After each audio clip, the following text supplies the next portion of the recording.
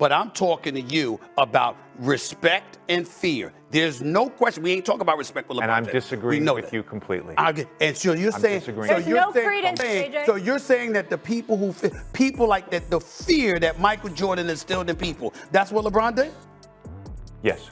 LeBron has grown up in a completely different world that existed in the 80s and 90s. In a world obsessed with stats, screens, and storylines, there comes a time when truth needs to punch through the noise, and that time is now. Because once again, the NBA world is at war over a debate that never truly rests, Michael Jordan versus LeBron James. But this time, the spark came not from just Stephen A. Smith, but also JJ Redick, and their fiery back and forth unlocked something deeper. This is not just about who scored more, who played longer, or who passed better. This is about legacy built under pressure, under silence, under fear. Jordan didn't need social media applause. He didn't need narrative manipulation. He didn't get shielded by fanboys with microphones. He earned everything, every ounce of it, through grit, dominance, and the sheer terror he struck in his opponents' hearts. This script tears into every quote with no filter and no apology. We are not here to be diplomatic. We are here to call it what it is. Michael Jordan got it the hard way. LeBron got it with a cushion. Make no mistake, both are legends, but only one is untouchable. So before we dive into each jaw-dropping quote, make sure you hit that subscribe button, smash the like, and share this with anyone still confused about greatness, because by the end of this script, there will be no confusion, just truth. Now let's get started. The term fear factor in the NBA is not just a poetic metaphor, it is a cold reality. Stephen A. Smith isn't just throwing around words to sound provocative. He is speaking a truth that separates Michael Jordan from every other player who has ever touched a basketball. There was a fear factor with Jordan that LeBron James never commanded. This isn't about respect or admiration. This is about terror, about the look on players' faces before tip-off, about coaches second-guessing their game plans, knowing that the man in red and black was going to rip through their schemes like tissue paper. Jordan made legends crumble. He didn't ask for mercy. He didn't wait for the narrative to shape itself. He showed up and forced the world to bow. When Stephen A. talks about fear, he is pinpointing something you can't measure in stats. It's the psychological dominance, the aura, the edge of your seat tension that came with every Jordan possession. LeBron has had dominant performances. He has had historic runs, but he has never instilled that fear. Opponents respect his game. They do not flinch at his presence. They do not go to sleep haunted by the idea of facing him the next day. Fear is what separated MJ from the rest, and it's exactly what has always held LeBron back from owning the GOAT crown. Fear is not granted by the media. It is earned, and Jordan earned it the hard way. And a lot of times when you delineate the difference between the two,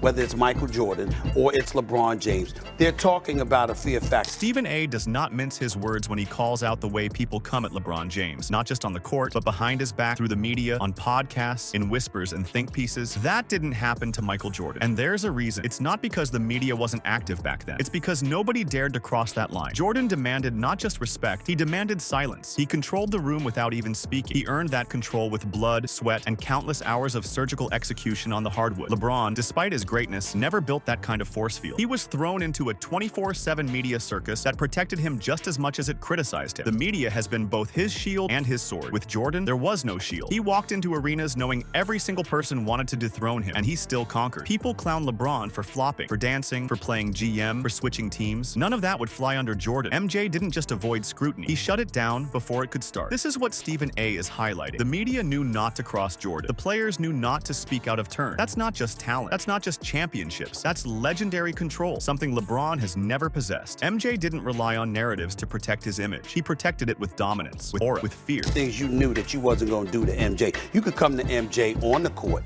but the things that people have done, the way that they've talked about LeBron James, the way that they've come behind him in the media, behind us. In this brutal contrast, Stephen A. Smith uncovers the most powerful part of Jordan's mystique, his era of silence. We hear wild stories now, decades later, about MJ's habits, his attitude, his competitiveness that bordered on obsession. But during his prime, you heard nothing. Not a peep, not a leak, not a whisper that dared diminish the legend while he was in motion. That wasn't because of weak media. That was because of a level of fear and respect so profound that even journalists treaded carefully. Now contrast that with LeBron, who has had every move, every quote, every cryptic Instagram post dissected in real time. That constant spotlight has humanized him. And while that may endear him to fans, it destroys the mystique. Jordan was mythic because he left no space for scrutiny. His dominance was a wall. Not even the press could climb it. What Stephen A. is really saying here is that Jordan built his empire without noise, without applause, without curated narratives. He dominated in a vacuum, and the silence was deafening. LeBron, he exists in a vacuum of noise, and that noise softens the edge. That noise removes the fear. It welcomes criticism. It invites judgment. Jordan didn't allow that. He didn't need to. He let the scoreboard and the ring rings, and the look in his eyes do the talking. And that's why the legacy is untouched. Back and stuff like that. You hear stuff 30 years later about MJ. A lot of times you didn't hear that kind of stuff going on because there was a level of respect and fear. JJ Redick brings to light a critical point that fans of different generations often overlook. LeBron James came into a world where everything is under a microscope, a media landscape that is ruthless, relentless, and always active. Unlike Michael Jordan's era, LeBron has never had a moment of peace from the spotlight. Every tweet, every facial expression, every sideline whisper has been tracked, dissected, and used to shape public opinion. But here's the real issue. Despite living under this 24-hour surveillance culture, the constant coverage has not created the kind of mystique or reverence that Michael Jordan commanded. Jordan didn't need a 24/7 news cycle to become iconic. He didn't rely on algorithms or viral moments to capture hearts worldwide. His dominance was so pure, so visceral, that word of mouth and limited media outlets were more than enough to elevate him into global mythology. JJ's comment attempts to contextualize LeBron's environment, but instead, it exposes the difference in substance. If Jordan had today's media at his disposal, he would have shut it down with his sheer force of personality and performance. LeBron, on the other hand, has had more than enough opportunities to shape his own story. But the constant media coverage has only chipped away at his image. It has shown cracks, exposed insecurities, and highlighted inconsistencies. It has made him human. Jordan never gave the world a chance to see that side because he earned his greatness on the court without needing narrative manipulation. LeBron has grown up in a completely different world that existed in the 80s and 90s. JJ can highlight the differences in eras all he wants, but the truth remains. Jordan thrived without the camera always on it. That's because Jordan didn't need validation. His game spoke loud enough, and the world listened. JJ Redick throws in a wild hypothetical, painting a picture of Michael Jordan hitting up Atlantic City the night before a crucial playoff game in the modern media age. His point seems to be that Jordan would have been crucified if the same standards of today applied back then. But here's the difference. Michael Jordan actually did that, and he still came back and torched the Knicks with a vengeance. The media coverage wasn't the same, but the stakes were. Jordan wasn't hiding from the world. He just didn't need to explain himself. The reason Jordan survived and thrived through situations that would have ruined most other athletes was because of what he brought to the court every single night. He played with an assassin's edge, and that edge gave him immunity. The media couldn't touch him because every time they tried, he shut them up with performance. That's the power of true greatness. JJ's point only strengthens Jordan's legend. He's trying to argue that Jordan would have been seen differently under today's lens. But in reality, if Jordan played today, he would dominate the coverage, not be victimized by it. He would own it. He wouldn't rely on PR teams or digital storytelling. He would let his jump shot, his defensive lockdowns, and his 6 titles speak volumes. JJ underestimates the power of Jordan's will. He makes it sound like Jordan would fold under pressure when the truth is Jordan was pressure. He brought it, he fed on it, and he never ran from it. LeBron, even with all the media tools at his disposal, has not built the same unshakable narrative. That's because he doesn't control the moment like Jordan did. He reacts to it. Jordan dictated the tempo both on and off the court, and no amount of hypothetical scrutiny can rewrite that fact. First take in the 90s. Could you imagine in the New York Knicks series, MJ going to Atlantic City the day before the game and coming home at 2 a.m.? Stephen A. Smith calls out one of the most polarizing aspects of Michael Jordan's off-court life, his gambling. But instead of tarnishing Jordan's legacy, Stephen A. flips the narrative. He reminds everyone that Jordan, even while indulging in high-stakes risks, was untouchable. He gambled millions, but that didn't define him. It wasn't used to tear him down. That's because he earned a level of respect through his achievements that shielded him from scandal. Jordan wasn't perfect, but he was powerful. He turned controversy into curiosity. People didn't want to cancel Jordan. They wanted to understand what made him so driven that he would take the same killer instinct from the court to the casino. That kind of psychological force captivated people. Stephen A. makes it clear that Jordan's financial decisions never became a punchline because his worth, both monetary and symbolic, was undeniable. He wasn't just an athlete, he was a cultural force, and that's where LeBron continues to fall short. Every time LeBron makes a mistake, people swarm like vultures. Why? Because he hasn't built the same unbreakable foundation. Jordan's value was never questioned, no matter how much he lost in a card game. LeBron can be a billionaire and still struggle with narrative control. That's because his greatness is constantly debated. Jordan's never was. Jordan got everything on his own through sweat, sacrifice, and moments that shook arenas to their core. He didn't need protection or justification. He stood on what he earned. Stephen A. isn't just defending Jordan. He's reminding the world that when you're that great, your imperfections become part of your mystique. With LeBron, imperfections turn into indictments. That's the difference. That's the legacy gap no media cycle can erase. Jordan went out and gambled, right? And Michael Jordan, hypothetically, I guess it was in the millions or whatever, he might have lost. My response was, you have any idea how much money Michael Jordan was?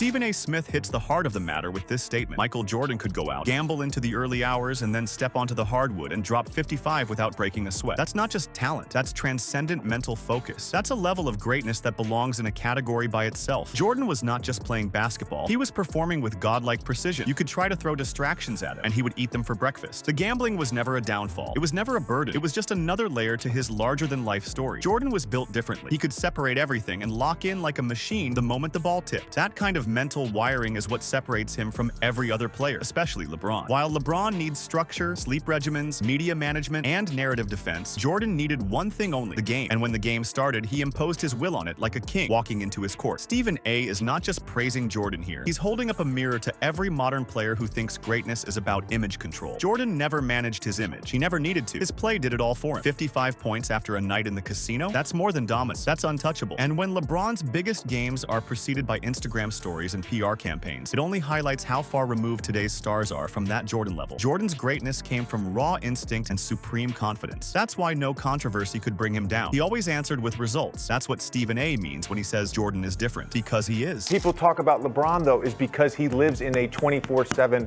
news They would have cycle talked about all anybody, the time. and it would have been just as bad, if not worse, for MJ, no doubt about it. Stephen A. Smith repeats the Atlantic City story, and it bears repeating because it tells you everything you need to know about Michael Jordan. This man lived life on his own terms, made his own choices, and never once let any of that affect his game. He didn't hide. He didn't blame. He just delivered. Madison Square Garden, the mecca of basketball, was where he chose to send his message. 55 points on the Knicks, the league's toughest defensive team at the time, right after gambling into the early morning hours. That is legend-making in real time. Jordan wasn't protecting his brand. He was building an immortal legacy, one performance at a time. That's the kind of power only true greatness allows. And while Stephen A. repeats this for emphasis, it's more than a story. It's a benchmark. It's the line in the sand that separates Jordan from everyone else, LeBron included. Could LeBron ever do that? Could he ever throw caution to the wind and then show up in the toughest arena and dominate without excuse? History says no, because LeBron's greatness always comes with qualifiers, always comes with context. With Jordan, there was none. There was just performance. He made it impossible for critics to say anything because he never gave them the ammunition. That's the core of this point. You can't bring Jordan down because he always delivered the knockout blow when it mattered. Stephen A. is hammering that truth into the conversation because it's the truth no one can refute. This is who Jordan was, and that's why nobody will ever be like him. But I'm talking to you about respect and fear.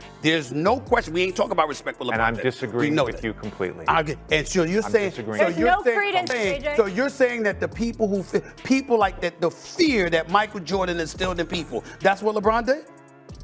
Yes. This is the statement that every LeBron fan needs to hear. Michael Jordan was not immune to criticism. He had reporters following his every move, whispering about his lifestyle, dissecting his decisions. But here's the difference. He took all that noise and buried it under buckets. He never ran from the heat. He thrived in it. Criticism was not a distraction to him. It was fuel. When the world doubted him, he answered with a masterpiece. Again and again. That's the legacy Stephen A. is highlighting. Jordan didn't ask for grace. He didn't lead for understanding. He just showed up and owned the moment. Every single time. With LeBron, it's different. The criticism often gets deflected. The conversation shifts to the media, to context, to mental health. And while those conversations are important, they are not the shield Jordan ever used. Jordan faced his critics head on. He took the punches and delivered his own with jumpers, dunks, steals, and championships. There was no media team spinning narratives. No need for public sympathy. Just ruthless execution. Stephen A. is telling the audience that true greatness does not require protection. It needs no PR campaign. It shows up and silences everything. That was Jordan's method. That was his reality. And that's why Stephen A. keeps coming back to this point. Because no matter how many cameras are on you, no matter how many people are talking, what separates the great from the immortal is how you respond. Jordan always responded like a god among men. That's why he remains untouchable. You're comparing two different things.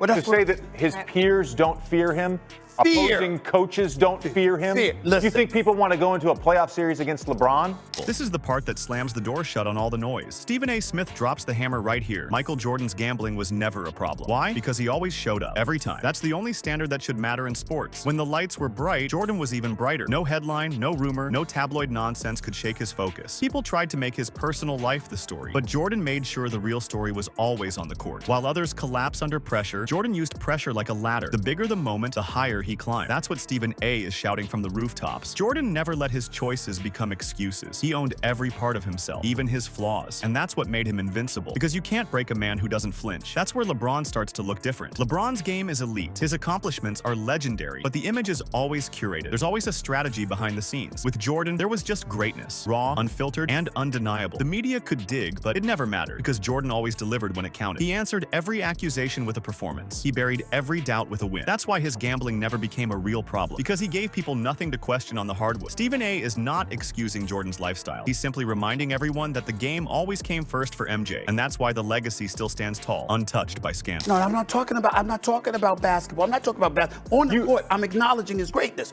What I'm saying to you, the way people talk about him, the way they look to attack him, talking about contemporaries in the National Basketball Association, not talking about his performance on the court. That's not what I'm saying. And by the way, this quote hits like a thunderclap. Stephen A. is not just reminiscing. He's putting respect where it belongs. Michael Jordan always showed up. He always answered the call. He never ran. That's more than athleticism. That's character. That's a legacy built on reliability. In an era where athletes want to be understood more than they want to dominate, Jordan reminds us what greatness is supposed to look like. It means being there when it matters most. It means never hiding behind context. Jordan never begged for mercy. He never tried to reframe the narrative. When the team needed him, he stepped up. When the game was on the line, he delivered. There was no committee of analysts spinning his struggles into stories of victimhood. There was just one man, one ball, and the desire to win no matter what. That's the Jordan mentality. And Stephen A. is screaming it out loud because that mentality is rare now. LeBron, for all his accomplishments, has moments where he shrinks, where the game becomes about something else, about his legacy, about the hate, about the noise. Jordan didn't care about any of that. He only cared about the result. That's why people worshipped him, not because he was perfect, but because he never turned away from the fight. That's what separates legends from leaders. Stephen A. is holding a mirror up to this generation. He's saying, this is what it looks like to never run. This is what it means to always answer the call. This is why Jordan's name still echoes louder than anyone else's. I mean, this dude is a guy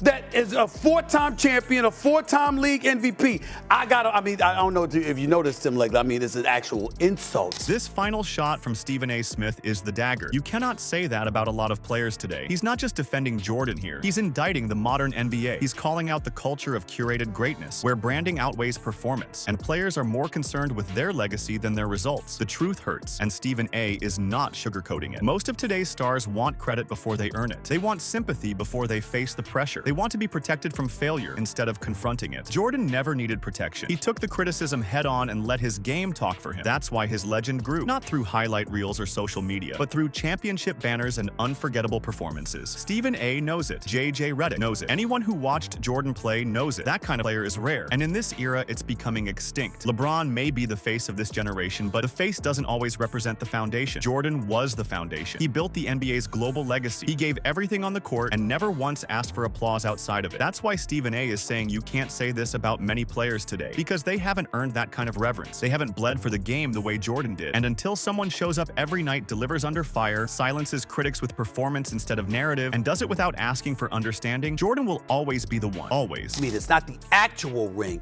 it's the pursuit of it and a commitment to going for it. Come hella high water. LeBron knows that, whether he's willing to admit it. This debate isn't about numbers. It's not about stats. It's not even about who had more highlights or who lasted longer. It's about reverence. It's about legacy earned through fire. And Stephen A. Smith made one thing crystal clear. Michael Jordan earned everything through performance, not protection. Redick may point out the reality of LeBron's 24/7 media world, but that only proves how different the two truly are. Jordan thrived without the narrative machine. He didn't have an army of analysts to explain his journey. He didn't need a campaign to frame his greatness. He wrote his legacy in sweat, blood, and championships. LeBron's greatness may be respected, but Jordan's is worship because Jordan never asked for it. He took it. And the more you look at the difference, the louder it becomes. Michael Jordan got everything on his own, and no amount of media noise will ever change that. Make sure to like, comment, and subscribe to NBA Showdown for more hard-hitting breakdowns where we bring the truth to the surface. This is not about favorites. This is about facts. And the fact is, Jordan still reigns supreme.